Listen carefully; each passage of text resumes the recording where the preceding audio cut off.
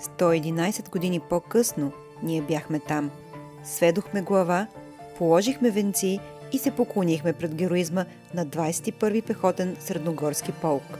В първия ден от честванията, заедно с над 150 ученици от училище Свети Кирил и Методий от град Родозем и средно училище Антим I, град Златоград, отдадохме почет пред загиналите на връх Кавгаджик. Защото помним и защото сме българи. Защото наш дълг е да поддържаме спомен за Родопската шипка. По време на Балканската война поредно българско военно чудо е подвигът на 21-ви средногорски полк на връх Кавгаджик, днес Средногорец, най-високият връх на Родопа, но не географски, а в историческата и народната памет. На 21 октомври 1912 г. под командването на полковник Серафимов, дружините на полка водят съдбоносна битка с 4 пъти по-многобройна турска армия за освобождението на българските села в Смолянско и на целия Родопски регион. Победата на българските войни е записана в националната ни история като Родопската шипка, а полковник Серафимов е почитан в Родопите като освободител. С нас беше и младежкият гвардейски отряд на средно училище Свети Кирил и Методий. Отрядът наброява над 25 младежи, като включването им е изцяло доброволно. Целта на гвардейските отряди в училищата е да възроди патриотичното чувство в подрастващото поколение, както и да се възпитава децата в дух на обич към българската история и традиции. Докосването до гвардейската униформа, която е реликва в нашата история и настояще, стимулира децата да я носят, почитат и да се учат от нея. Крум Кирилов, възпитаник на средно училище Свети Кирил и Методий, представи есе на тема «Наследник съм на», с което достойно защити тезата си, че младите хора в България са наследници на славен народ. Учениците от средно училище Антим I запознаха сдружението ни с сформирания от тях в училището клуб Родолюбие и обсъдихме възможностите за съвместни инициативи.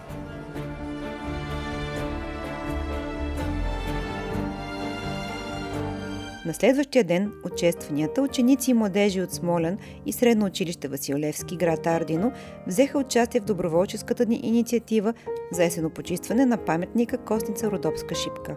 Малко преди доброволците да запретнат ръкави и да се впуснат в събирането на отпадъци, Кръстина Ръжданова представи на участниците темата «Рециклиране, домашно компостиране».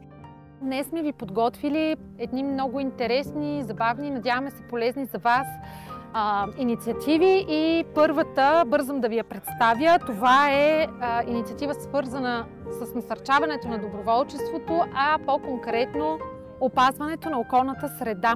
Темата, която ще застъпим днес е рециклирането. Ще навлезем в една по-конкретна тема – компостирането. Всеки един от вас може да компостира вкъщи, като събира отпадъците, биоразградимите отпадъци от домакинството и от градската среда и по този начин ще си създава тор, който отново може да бъде използван. Това е и смисъла на рециклирането. Благодарим на община Смолян за това, че подкрепи нашата инициатива, като ни предостави материали, които вие ще получите, благодарение на които ще може да се запознаете с начина, по който може да компостирате вкъщи. Аз ви приветствам да го правите, защото първо ще решите един много важен проблем за околната среда, именно генерирането на отпадъците, и второ ще подпомогнете опазването на околната среда. Тоест, изпълнявайки рециклирането, вие хем ще си имате ваш продукт, който е тора, хем в същото време ще решите един основен проблем на градската среда, именно управлението на отпадъците. Тук в тези брошури също ще откриете едни такива препратки, които са много лесни, елементарни, които на пръв път изглеждат наистина нещо банално, но ако ние се придържаме към тези насоки, може ли асистентката да раздаде на всеки по една такава брошура? Ние ще сме дали своя принос към опазване на природните ресурси. Да, давай! Рециклирането е лесен и достъпен начин за оползотворяване на излезлите от употреба материали. С малко усилие от наша страна спестяваме на околната среда години замърсяване, намаляваме разходите за управление на отпадъците, създаваме условия за едно по-чисто и природощадящо бъдеще. Правете го и вие, рециклирайте! Съставихме план за акцията и ето ни вече с ръкавици, черни чували, щедри усмивки и с много добро настроение се отправихме към възложените райони. Кристина Ръжданова предизвика учениците да създадат собствен доброволчески клуб в училище и с нескрито задоволство откри, че част от младежите вече са активни членове на гражданското общество с участие в различни доброволчески кампании. Доброволци сме към Българския младежки червен кръст и постоянно имаме кампании, свързани с екологията, с рециклирането, занимаваме се с малки деца, учим ги, въвеждаме ги в темата за рециклирането и не само, като цяло за екологията. Искам да кажа на всички, че трябва все повече и повече да се интересуват от темата за рециклирането, за опазването на околната среда, защото това е нашия свят. Така вредим само и единствено на себе си, така вредим на нашия живот, на живота на нашите деца или бъдещите ни деца, на бъдещите поколения, така че е много важно да се запознаваме с темата и наистина активно да се включваме в инициативи, свързани с нея. Благодарим ви, доброволци! Популяризирането на доброволчеството е една от стратегическите цели на Сдружение Български щит. Младите хора получават възможност за изява в обществото по полезен за тях и околните начин. Прекарват смислено свободното си време, а нашите дейности имат за цел да го превърнат в начин на живот. Михаил Василев, бивш кмет на село Полковник Серафимово, и Стефан Стефанов, учител по история и част от екипа на Сдружение Български щит, запознаха учениците с историята на Родопската шипка и подвига на полковник Серафимов. Здравейте! Казвам се Михаил Василев. През мое време имах честта и голямата отговорност да бъда кмет на 100 годишната на Балканската война. Преди да стана кмет, да ви кажа честно, нищо съм от село Полковник Серафимов, което е кръстено на полковника. Нямах толкова информация, толкова знания за полковника, за войната 21 година, освобождението на Родопите, но сега смея да кажа, че съм с доста богати знания. 12-та година Балканската война, нека тръгнем от Сан-Стефанския договор, ние си оставаме по Турско. Граница минава горе на Рожен. Нататък варикаме Шеколак от прохода Превала и до Девин. Тук на Рожен даже има запазена пирамида срещу хотела зад Параклиса, нарочно се оставена за спомен. И фактически ние оставяме по турско робство. 12-та година Балканската война, започва освобождение на Родопите и тук при нас идва полковник Серафимов с 21-и средногорски полк. Той получава по време на битките заповед от генералния щаб от София да отстъпи. Това означава той да отиде на Рожен, това всички тук да бъдат заколени, изпепелени къщите, убити децата, всичко заличено. Той не изпълнява заповед по време на война. За неизпълнение на заповед по време на война се наказва единствено и само със смърт. Обаче няма как да убият полковник Серафимов, който имал богата история още от Първата световна война. Той остава в забрава в бъдеще. Самите битки се провеждат на Ситанделя, оттатък един Параклис. Тук това място е избрано, защото е много удобно и на пътя и красиво място. Тук почти е нямало битки. А щаба е бил на Свети Атанас в Радил манастира. Там има оставена табела, там е бил самия щаб, където е бил полковника. Полковника винаги е бил най-отпред на войската. Значи, по този начин той им дава стимул да не ги е страх, да могат да се бият сърцато. Ордата на Енвер Паша е била 4 пъти по-голяма от тази на полковник Серафимов.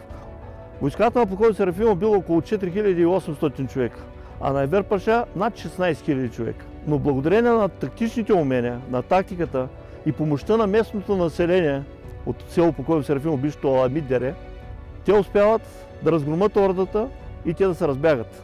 Голямо влияние е оказало местното население, когато ходило и събирало ранените войници, жените отиват, качат ги на гръб и ги изнасят от бойното поле.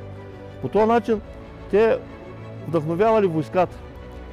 Те жени отиват там, където летят куршумите и не ги е страх.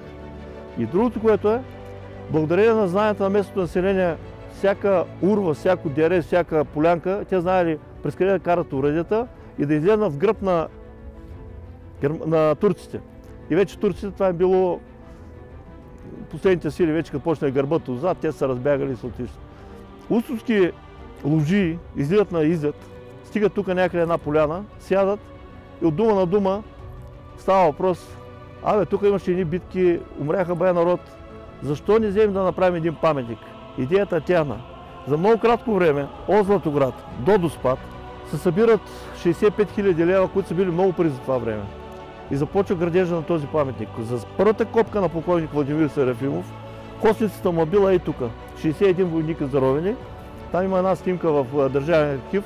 Днеска съм качил във Фейсбука. Те навсякъде има по интернет, може да видите. Полковника идва за първата копка от Асеноград до тук. На всяко населено място е имало арка с зеленина, с здравелец и цветя, каквито има в момента. Навсякъде са го посрещали с ура. Той вече бил възрастен. Тук неговите всички живи войници са били строени. Той ги посреща, всички мощно ура, разплакват се и те и той.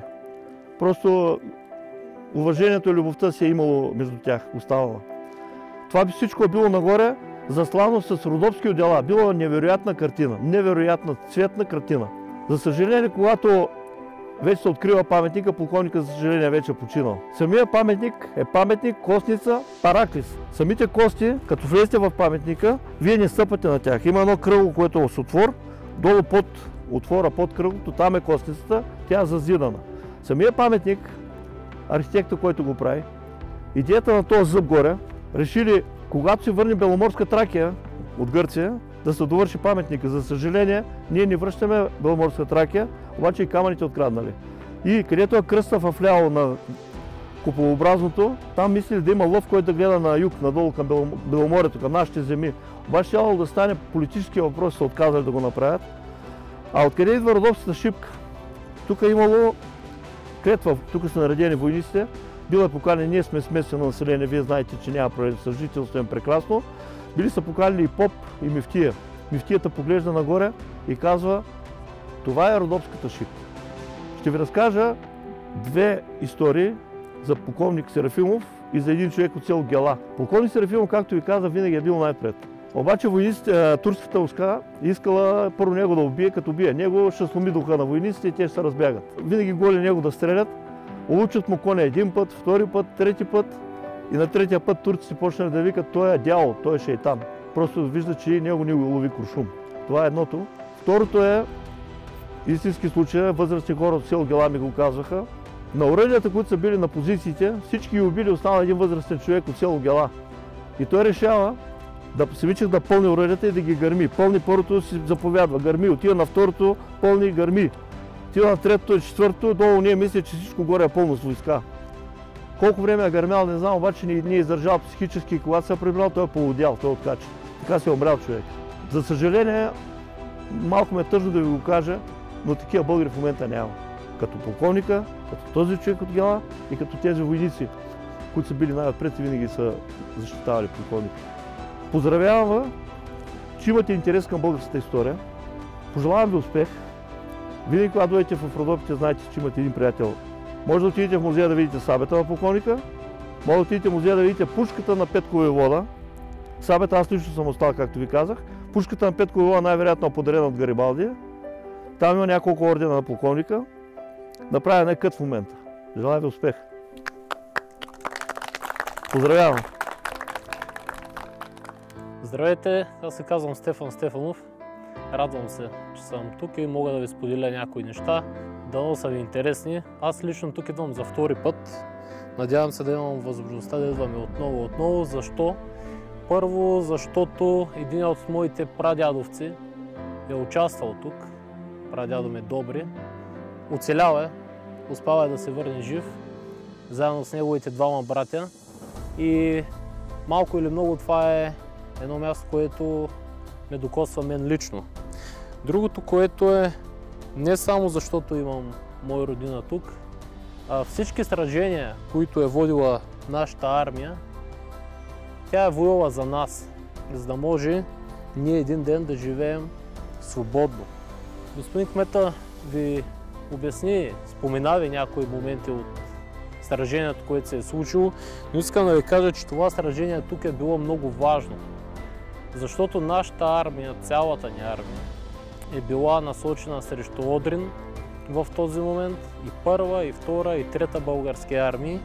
И османците, това е империя, тя лесно, макар ние да сме я натиснали, лесно не се поддава. От тук задейства стратегическия си план Б, да настъпи през Родопите, да мине през Асеновград да прегази Пловдив и да излезне в гръб на нашата армия и да сложи край на войната, да победи. И това е било напълно реална възможност, защото корпусът не е бил 16 000 на Енвер Паша, той е бил 40 000 души. 40 000 срещу по-малко от 5 000. Сметнете какво е съотношението. Трябва да отбранявате планински терен. Имайте в предвид, че оръдията на нашата бойна част, 21-ви средногорски полк, не достигат. Войните са яли един път на 3-4 дни. Размазани сте от това да правите укрепителни съоръжения и да ходите в тази пресечена местност. И изведнъж вечерта, когато полковник Серафимов заповядал никой да не пали огън, османците отсреща запалили и както разказвал моя прадядо на дядо ми, отсреща каза, имаше толкова огньове, все едно че стана ден. Това няма как да не ви повлияе на психиката, да видите, че врага ви е почти 10 пъти по-голям от вас. Но въпреки всичко, благодарение на това, че полковник Серафимов е отказал заповедта, защото наистина няма заповед, която иска да се изтегли към Рожен, на стратегически по-добро място, той отказва. Искам сега да се зададете въпроса днес, ако се даде заповед на някой наш началник, военен, няма значение, дали ще направи същата саможертва, защото полковник Серафимов в този момент ще жертва. Защото най-вероятно той после отива на военен съд. Той казва на освободеният вчера роб, аз робството няма да върна. Който иска от войниците ми може да напусне, да замине на позицията, която са заповядали, аз ще остана, ако трябва и сам. Нито един от офицерите и нито един от войниците не отстъпва. И се води това тридневно сражение. Знаете ли какво е това? Това е гилза от тази битка тук. Гилза от карабина Малихер. С такива е била въоръжена българската армия. На върха на куршума на тази гилза и милиони като него е извоювана свободата. Защото Балканската война ние наричаме балканска, но реално погледнато тя не е балканска. Нашите дядовци се наричали освободителна. Ние наричаме от научна гледна точка балканска. Първа, после втора балканска. Реално това е освободителна война, която, както каза кмета, тук е било Османската империя, преди да настъпи 21-ви средногорски полк. Благодарение на бойния дух на нашите предци, благодарение на тяхното въоръжение, благодарение може би и на Божията намеса, българската армия в тази война, както аз обичам да повтарям, побеждала една империя, стъпила на 3 континента. Ние се бием срещу армия, която е владеела.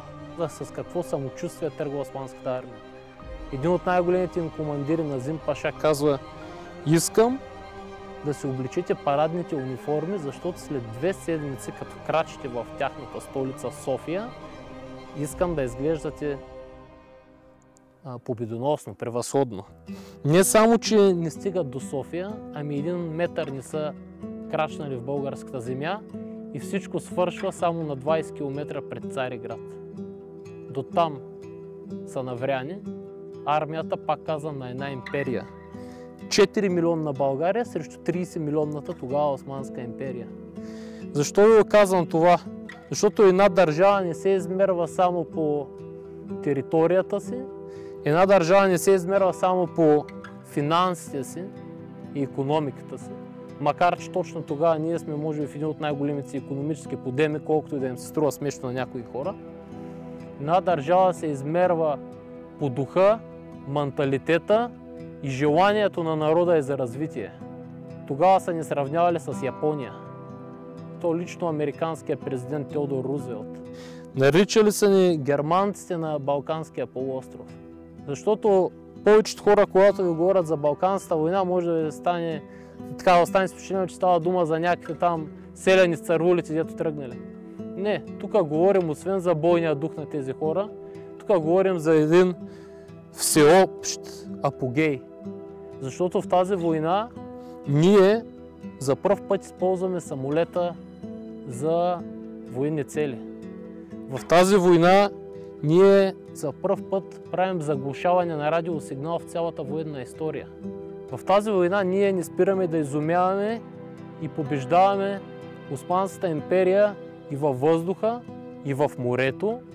Но в крайна сметка, когато говорим за тази освободителна война, която наричаме Балканска, помнете, че място като това не са случайни.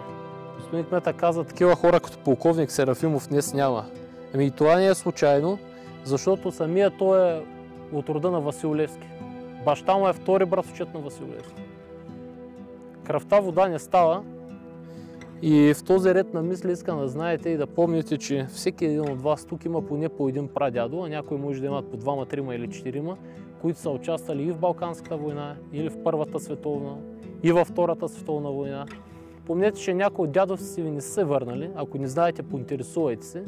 Някои се върнали усъкатени, инвалиди, полудели, онемели, оглушели, защото войната е най-гадното нещо, но тя най-ясно показва кой колко струва.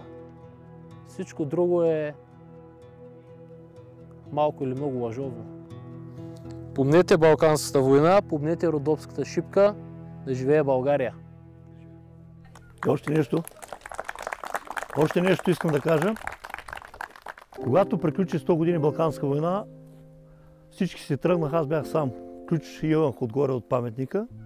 Реших да пренаредя венците да стане красиво. Те бяха много венци. И почнах да ги броя. Може ли да познаете колко венеца бяха? 61. Колко сте умрелите? И аз звъна на жена ми, тя учителка по български, и казвам, няма да вярваш колко венеца. Аз се разплаках. Просто много голям късмет. Страшно голям късмет. И нещо още, което пропуснах, нашите измислили една много интересна тактика. Да облекат български войсници, 100 човека, с турска униформа, да ги вкарат вътре в редиците на турците и да отидат в щаба да ги унищожат. И за да нашите да не убиват нашите си, им вързали по една бяла кърпа на ръцете. Това бил белега, гледаш турчин, обаче с бяла кърпа.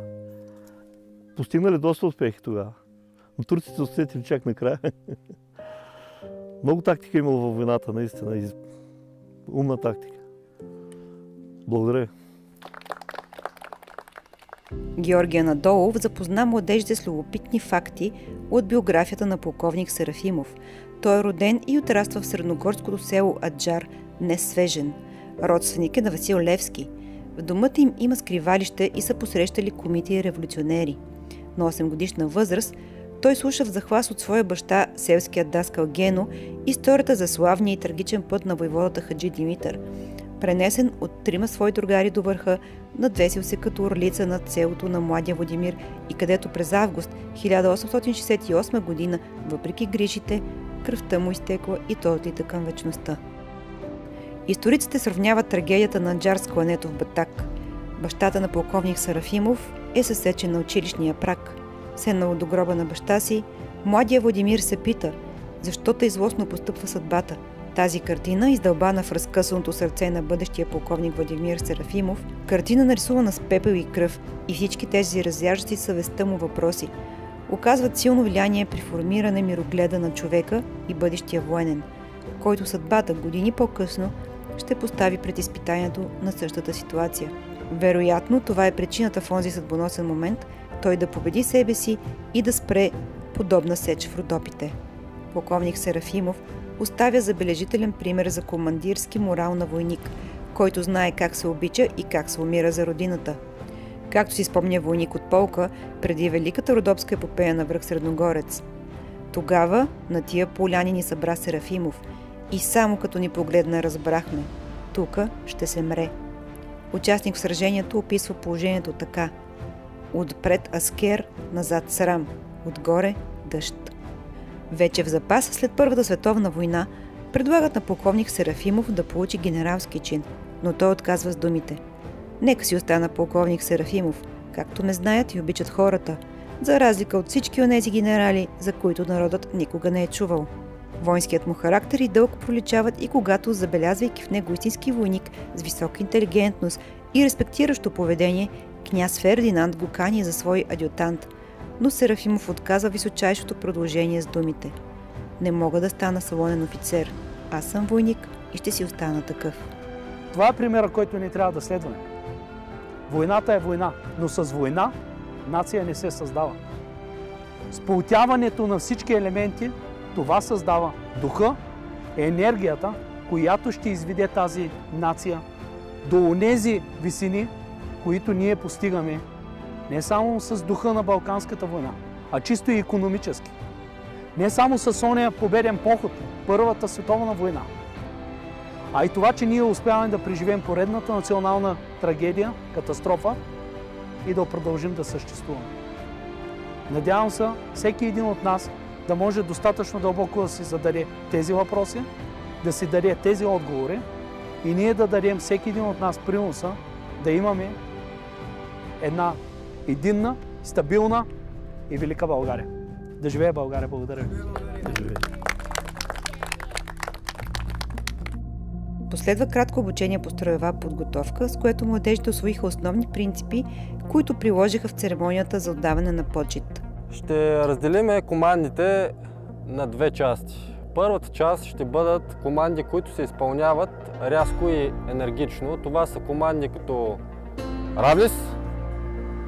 Димитър Добринов, инструктор и отговорник по физическа подготовка в Сдружение Български щит, се постара всички да научат не само задължителните команди, но и да вникнат в смисъла на това, което правят.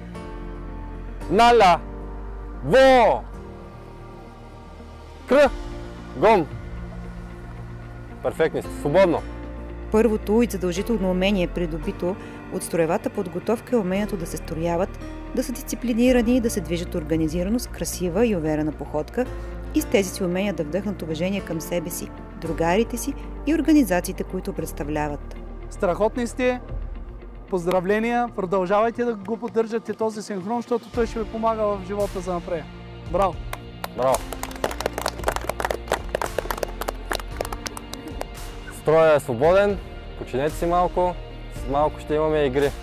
Проведохме и забавни игри с младежите, с които провокирахме тяхната физическа активност и работа в екип, така както са го правили и нашите дядовци преди 111 години на този връх. Работата в екип и сътрудничеството са от съществено значение за добрата игра на дърпане на въже. В това съревнование не винаги печели най-силният и най-задружен отбор, а много често победата за изненада на всички отива при по-малките, но работещи в синхрон като един участници, показвайки тяхната организираност и екипност. С помощта на тази игра от сдружението обучаваме младежите на сила и издръжливост, воля за победа, отборен дух. Развиваме не само сръчността и издръжливостта на младежите, но също така с нея насърчаваме духа на отбора.